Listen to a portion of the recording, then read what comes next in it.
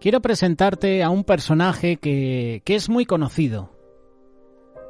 No porque me llame yo José, quiero traerte a José, pero es uno de mis personajes favoritos y seguramente también es uno de tus personajes bíblicos favoritos. José, Daniel, Jesús, Pablo. Hay tantos, ¿verdad? Hay tantas mujeres también. Raquel, Sara, Esther, Ruth.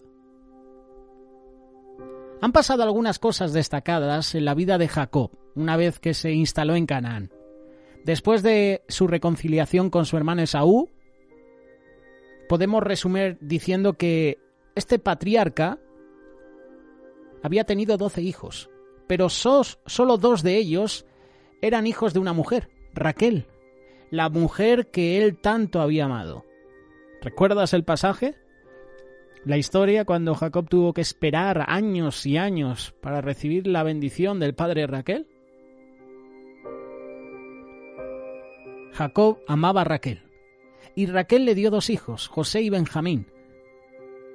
Dios se le había manifestado con su bendición en Betel. Puedes leerlo en Génesis capítulo 35, versículos del 1 al 15.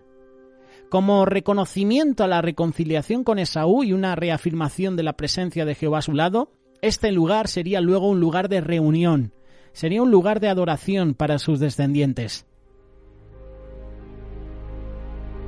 Raquel murió al dar a luz a Benjamín y fue sepultada en Éfrata, en donde luego se levantaría la ciudad de Belén, en la que habría de nacer el Salvador. Luego de esto también murió Isaac, a la edad de 180 años. Todos esos sucesos conmovieron a Jacob, quien en su soledad afirmó sus sentimientos en José y en Benjamín. Es importante destacar que esta parte de la historia es triste, es incomprensible. El comienzo de la vida de José era difícil, pero sobre todos esos sucesos está la voluntad de Dios, está la dirección de Dios, porque a través de la fidelidad de José, Dios tenía un propósito que salvaría a la familia de Jacob. Iba a permitir llevar adelante sus planes de salvación. Todo empezó con José, Génesis 37, versículos del 1 al 11, un José soñador. Jacob tuvo hijos con 4 mujeres, Lea, Raquel y las siervas de ambas, Bilha y Zilpa. Y esto era una costumbre común entre los hombres de aquellos tiempos, especialmente en casos de esterilidad o dificultades como las que sufría Raquel. Los hijos de las criadas crecían junto a José y a Benjamín. ¿Qué pasa con José? José informaba a su padre de la mala fama de sus hermanos, lo que nos muestra una relación especial entre Jacob y este hijo. Esta relación se hace más notoria cuando el padre le regala al muchacho una túnica de diversos colores. Esto lo que hizo fue agrandar aún más la envidia de sus hermanos.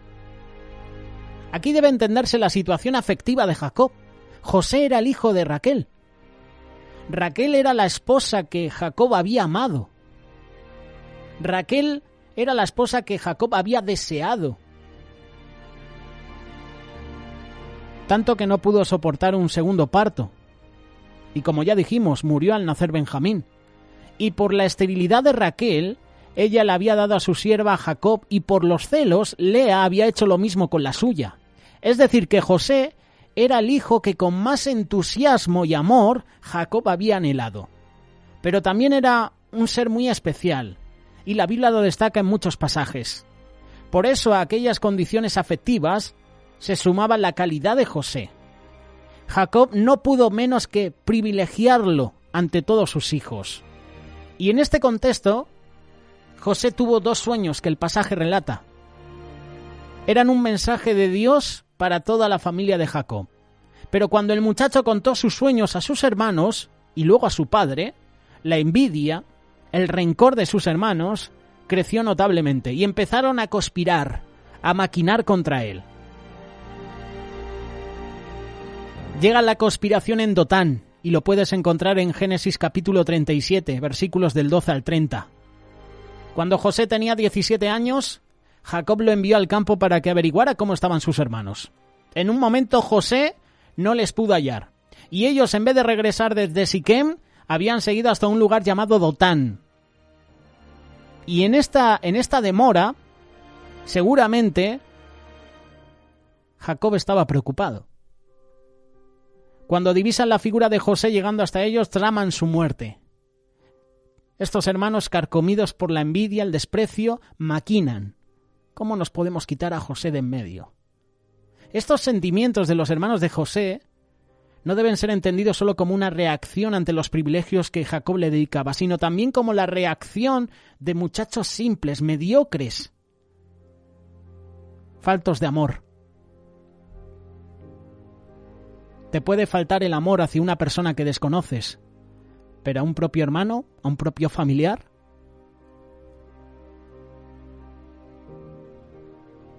Si analizas la palabra de Dios, desde el inicio, siempre hay relaciones rotas entre hermanos. Caín y Abel, Jacob y Esaú,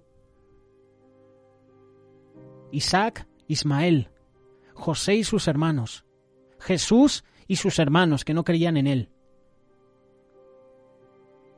Rubén era el primogénito de Jacob. Fue el único que intervino impidiendo su muerte, pero los demás la arrojan a una cisterna vacía. Allí estuvo José hasta que una caravana de ismaelitas, los descendientes de Ismael, el medio hermano de Isaac, viajaban trayendo especias a Egipto. Pasaba por ese lugar, y Judá insinuó vender a José, y todos estuvieron de acuerdo y así lo hicieron por 20 monedas de plata. Era un buen precio, pero no era importante. Lo curioso es que Rubén no estaba allí en ese momento. Así es que cuando el mayor de los hermanos regresa, el hecho había sido consumado. De manera que a Rubén solo le quedó lamentarse.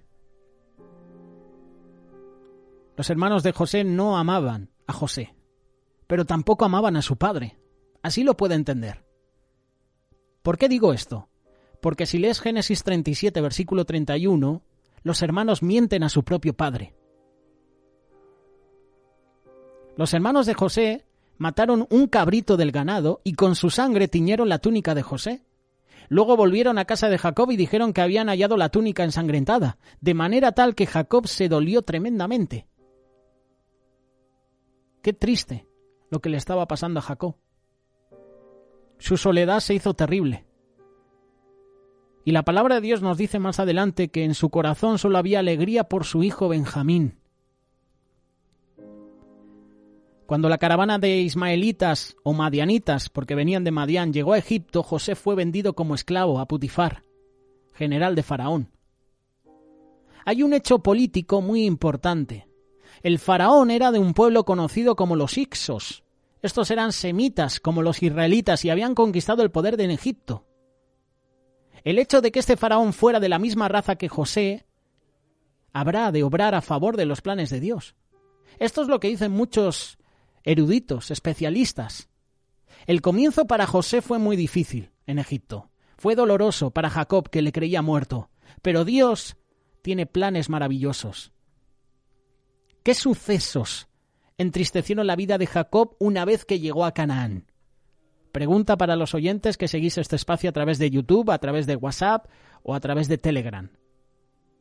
¿Qué sueños tuvo José? ¿Qué significaban esos sueños? ¿Sabes la respuesta? Es un pequeño cuestionario que te hago para que puedas participar. ¿Qué hicieron los hermanos de José con él? ¿Por qué lo hicieron? ¿Cuál fue la actitud de Rubén el mayor? Otra pregunta, ¿qué pueblo gobernaba en Egipto? ¿Y por qué esto favorecía los planes de Dios? Hay un versículo que debemos aprender de memoria. Génesis 37-36. Y los madianitas vendieron a José en Egipto a Putifar, oficial de Faraón, capitán de la guardia. ¿Por qué vamos a memorizar este versículo? Porque con este versículo vamos a enlazar la pureza y la obediencia de José. José había sido vendido por sus hermanos. Lo habían vendido a los ismaelitas que cruzaban el desierto desde Madián. Llevaban especias a Egipto. Y al llegar a Egipto, estos a su vez lo vendieron a un oficial de Faraón llamado Putifar. Dijimos en la lección pasada que Egipto estaba gobernado por los Hicsos. Era un pueblo de raza semita, ¿no? Al igual que los israelitas. Estos se habían incorporando gradualmente a la vida social.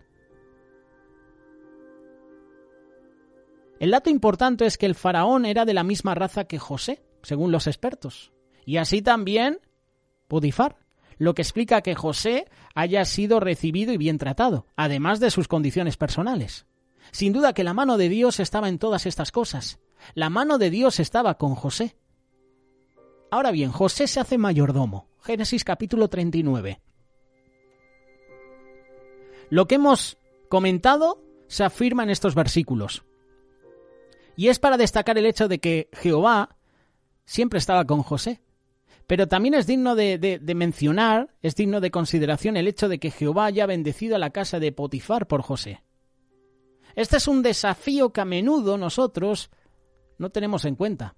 Anhelamos que el Señor esté con nosotros, que nos bendiga, pero también debemos desear que por nosotros el Señor bendiga a quien nos rodea, a nuestra familia, a nuestro hogar, nuestros amigos. Y esto es algo notable para los demás. Potifar se dio cuenta que la protección y el poder de Jehová estaba con José, y entonces lo hizo mayordomo de toda su casa. Potifar nos enseña a actuar con sabiduría, eligiendo lo mejor, y José era el mejor de sus siervos, quien sin dudas iba a responder fielmente a su amo.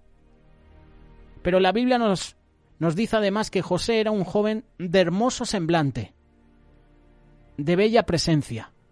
¿Y por qué te digo esto? Porque ahora llega la tentación. La tentación todo el día estaba a la puerta de José. Y esto es verdad. Todos los días tenía la tentación en su casa. La insinuación de la mujer de Potifar era algo impensado en una mujer egipcia. Pero no debemos olvidar que ella era semita. Y tal vez las normas de conducta de un pueblo que por muchos años no había tenido tierras ni poder pudiesen ser diferentes. Aún dentro de la cultura ya instalada en Egipto, los deberes ciudadanos, las normas éticas eran estimadas. Para que la mujer de Potifar se haya insinuado a José deben haber ocurrido algunas cosas que ahondan el peligro al que José se vio sometido. ¿Tú te imaginas levantarte todos los días y tener la tentación llamando a tu puerta, a la puerta de tu corazón? Tener a una mujer que se insinúa delante de ti a todas horas. Tal vez esta mujer se enamoró perdidamente de José. Ya sabemos cuán peligrosa es una mujer enamorada y además con autoridad, ¿verdad? Tal vez el oficio militar de su marido le hizo sentirse sola. A lo mejor Potifar no estaba nunca en casa. Ya sabemos qué mala consejera es la soledad. Cuando uno está solo, se cuestiona muchas cosas. Tal vez fuese una mala mujer de costumbres licenciosas, pero lo que sí sabemos es que todos los días estaba al acecho de José. Frente a la tentación, José, un muchacho que había recibido toda la confianza de su patrón, se niega una y otra vez, porque además se resiste a pecar contra Dios, que eso es lo más importante. Y hay una lección para nosotros en el versículo 9. Todo mal que hacemos a otra persona, lo sepa ella o no, es pecado contra Dios. No pecamos contra una persona, le hacemos mal, la dañamos, pero sí pecamos contra Dios cuando actuamos así. José lo tenía muy claro pese a su juventud. José se negó. José huyó. Y sacamos una lección. Cuando llega la prueba a tu vida, afróntala. Cuando estés en pruebas, cuando estés en situaciones difíciles, confróntalas. Pero cuando llega la tentación a tu vida, huye. No es lo mismo prueba que tentación. Si llega la tentación a tu vida, huye. Sal corriendo.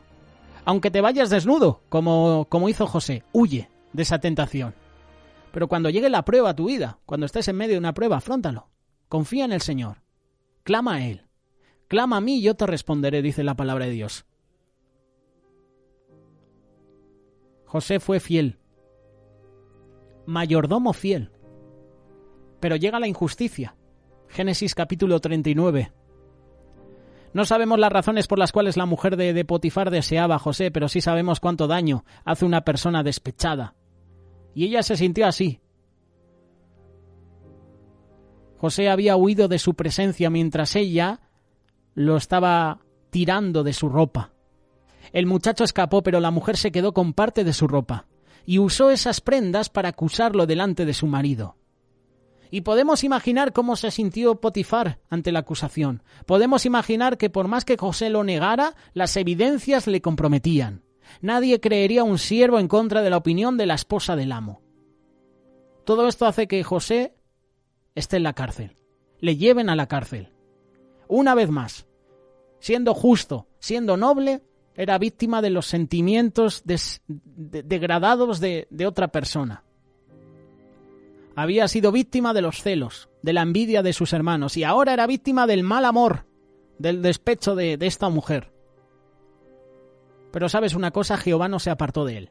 Y aún en la cárcel que estaba destinada a los presos de la corte del rey, José fue de bendición, de manera tal que todos los demás presos quedaron bajo sus cuidados, bajo su autoridad. Dios seguía adelante con sus planes. José pacientemente descansaba de tantas injusticias en las manos del Señor. A lo mejor tú estás pasando por injusticias. Descansa en las manos del Señor. A lo mejor han sido injustos contigo.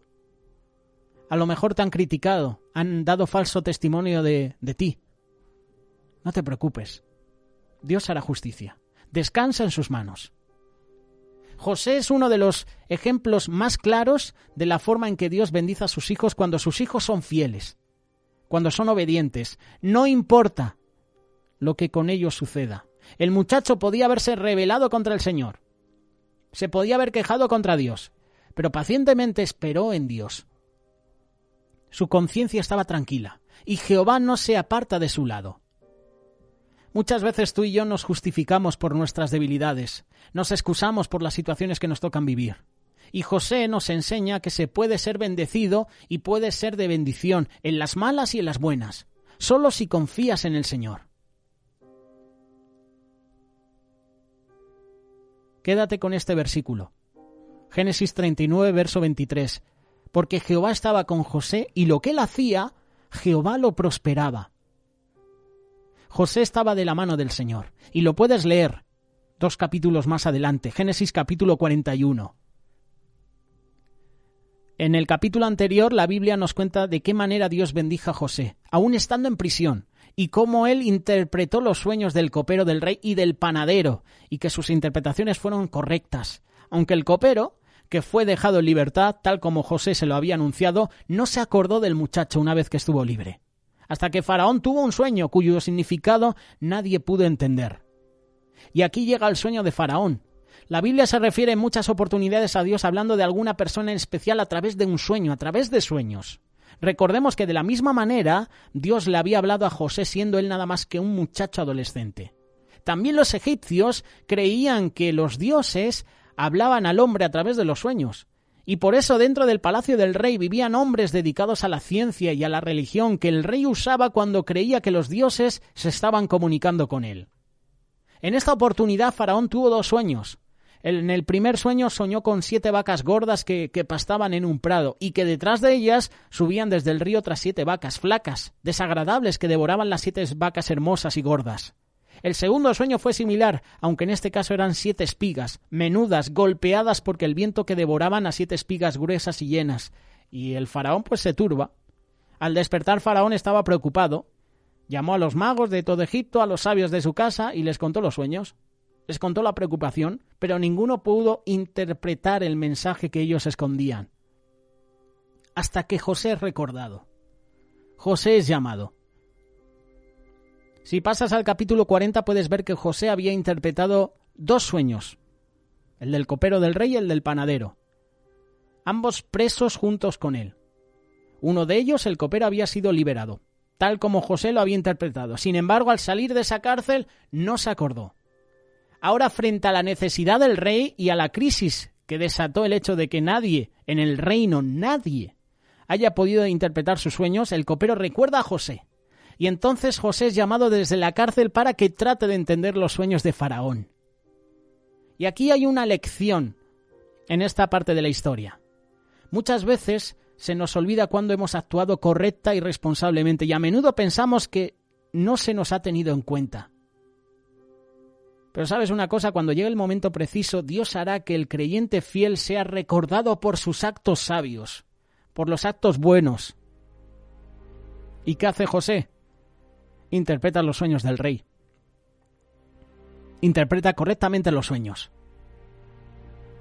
No satisfecho con interpretar el sueño de Faraón, José le aconseja que nombre gobernadores sobre todo Egipto, que cierre las fronteras, que ponga sobre todo el reino un administrador de manera tal que ese administrador pueda almacenar sabiamente la cosecha de los años para enfrentar los años malos. ¿Y qué sucede? José gobernador sobre todo Egipto. Increíble, ¿verdad? De toda la tierra entonces comenzaron a llegar gentes que venían a Egipto a comprar alimento para no morir de hambre. Y todas estas cosas dependían de José. José fue fiel a Dios, fue fiel a Jehová y el Señor le respalda, le bendice. Pero llega uno de los tramos decisivos en la vida de José, la necesidad de perdonar. Aquí no acaba la historia, pero podría serlo. La historia está cargada de dramatismo, expectación.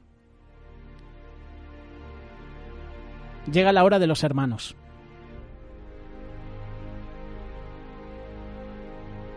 Se nos cuenta que los hermanos van a Egipto por la escasez. Además porque Jacob está a punto de morir. Necesitan alimentos, necesitan suministros.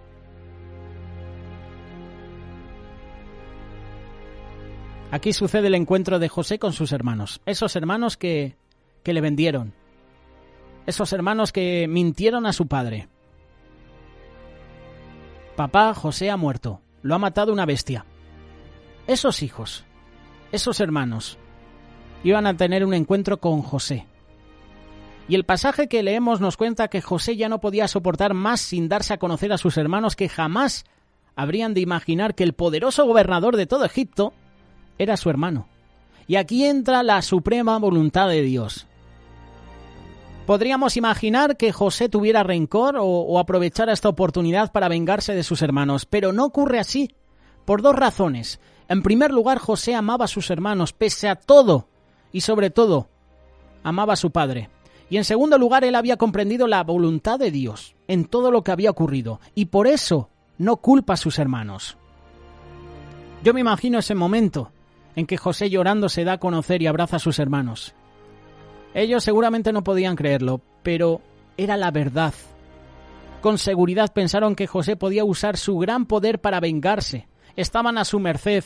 Estaban en tierra extranjera, no podían escapar de las manos del gobernador, pero José les hace entender que Dios lo había permitido todo para que su familia tuviera ahora, en plena sequía, suministros, bendición. El deseo de José es que sus hermanos vuelvan a Palestina y traigan hasta Egipto a su padre Jacob, y el gran gobernador le suplica a sus hermanos que lo hagan así. José tenía todas las cartas en su mano y tenía razones para vengarse. Pero si lo hubiera hecho, no se habría sentido feliz porque habría perdido la posibilidad de volver a ver a su padre. Además, solo le hubiera quedado el resentimiento por todo lo ocurrido y no habría podido comprender la voluntad de Dios para su vida, para la vida de su familia. Y hay un hecho notable que tiene que servirnos de inspiración. Cuando José perdonó a sus hermanos, pudo comprender la voluntad de Dios. Si no hubiera perdonado, no habría entendido los planes de Dios. Este es el mensaje final.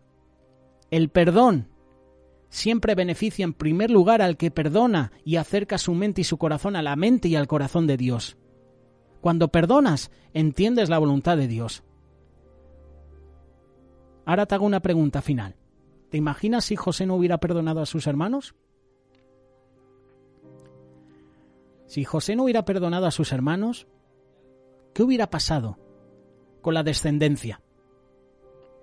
A lo mejor no llegaría a David, a lo mejor no llegaría a Jesús, a lo mejor si José no hubiera perdonado a sus hermanos, tú y yo no estaríamos vivos. Aquí entra la voluntad de Dios. La historia de José es una historia de fidelidad. José fue fiel a Dios. Y al ser fiel a Dios, perdonó a sus hermanos. no guardó rencor. La historia de José, aparte de ser una historia de fidelidad, es una historia de perdón. ¿Has perdonado a los seres queridos que te han ofendido? ¿Has perdonado a las personas que te han hecho mal? Si no lo haces, o si no lo has hecho, es tiempo de hacerlo. José nos da una lección, y esa lección la tenemos que poner en práctica. Ser fiel a Dios en lo bueno y en lo malo. En las buenas y en las malas. Cuando sean injustos con nosotros, sigue siendo fiel a Dios y conoceremos su voluntad. Primer consejo. Y el segundo, hay que perdonar. Echa fuera la venganza, el rencor de tu vida y perdona.